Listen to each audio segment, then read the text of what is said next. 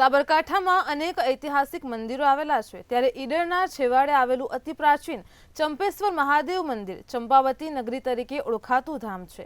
અતિ પૌરાણિક ચંપેશ્વર ખાતે ચંપાવતી નગરીમાં ભગવાન રામલલાની 5 ફૂટની મૂર્તિ સાથે બિરાજમાન લક્ષ્મણજી તેમજ માતા સીતાજીની આરસમાં મઢેલી મૂર્તિ આવેલી છે। સાબરકાંઠામાં અનેક ઐતિહાસિક આવેલા છે મંદિરો। ઈડરના છેવાડે વિસ્તારમાં આવેલ છે અતિ પ્રાચીન મંદિર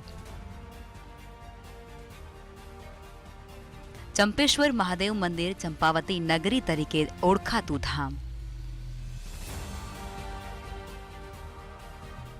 મંદિરમાં રામ લક્ષ્મણ સીતા માતાની કરાઈ રહી છે અર્ચના પૂજા।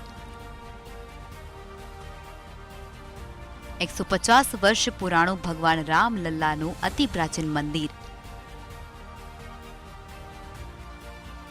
ભક્તો રામલલ્લાના દર્શન કરી અનુભવી રહ્યા છે ધન્યતા।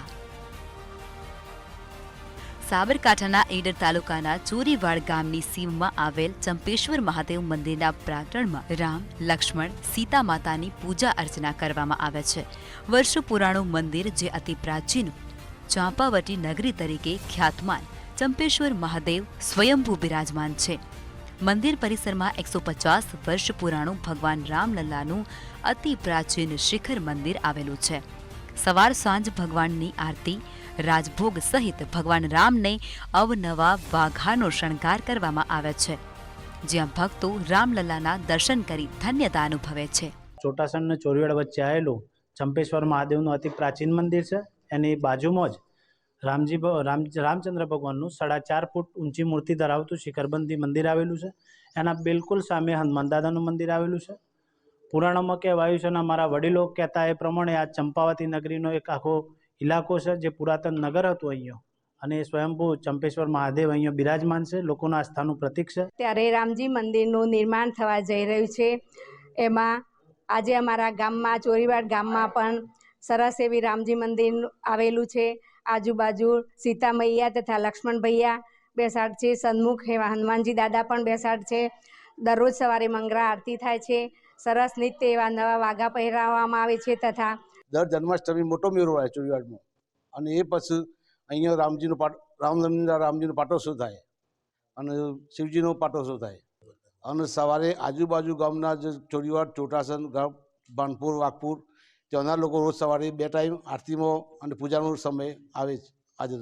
और जो अयोध्या में राम जी मंदिर निर्माण पा रहा है भव्य, उसके उपलक्ष्य में यहाँ के ग्रामजन बहुत ही प्रसन्न हैं और दिवाली मनाने के लिए 22 तारीख को सब तैयार हैं। વર્ષો જૂની કહેવત પ્રમાણે અહીંયા ચંપાવતી નગરી ઉપરથી આ મંદિરનું નામ ચંપેશ્વર પડેલું। અહીંયા દર વર્ષે ભગવાન શ્રી રામનવમીના દિવસે ભગવાન રામનો પાટોત્સવ ઉજવવામાં આવે છે, અને આજુબાજુના ઘણા ગામના લોકો અહીંયા પાટોત્સવની અંદર ભાગ લે છે ઉત્સાહભેર, અને જાણે ભગવાન શ્રી રામના સાક્ષાત દર્શન દરેકને થતા હોય એવી ભાવ અને એવી ધન્યતા અનુભવે છે।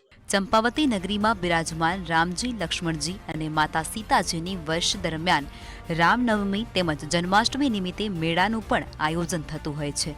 ત્યારે આ અનોખી જગ્યા સાથોસાથ એક તરફ રાજા રામ અયોધ્યા ખાતે બિરાજમાન થવાના છે, ત્યારે બીજી તરફ અહીં મંદિરમાં આવનારા રામજીના દર્શન કરી રામ ભક્તો પોતે રામજીના સાક્ષાત દર્શન કરી ધન્યતા અનુભવી રહ્યા છે। જન્માષ્ટમી નિમિત્તે કૃષ્ણ જન્મોત્સવ પણ મંદિર પરિસરમાં હર્ષોલ્લાસ સાથે ઉજવવામાં આવતો હોય છે, જેમાં મહિલા મંડળ દ્વારા ભજન કીર્તન સહિત ડીજેના તાલે ભક્તો રામ અને કૃષ્ણની ભક્તિમાં રંગાઈ જતા હોય છે। ચિરાગ મેઘા, મંતવ્ય ન્યૂઝ, ઈડર, સાબરકાંઠા।